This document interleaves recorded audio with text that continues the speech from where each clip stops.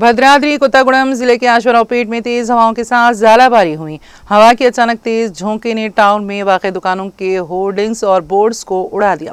दरख्त गिरने से कई मकानात को जुज़वी नुकसान पहुंचा, जबकि हवा की शिद्दत से कुछ मकानों की छतें मुकम्मल तौर पर उड़ गईं। बिजली के खंभे गिर गए। इस अचानक ज़ालाबारी की वजह से मकई के बीज के थैले फरोख्त के लिए गीले और कीचड़ से भर गए।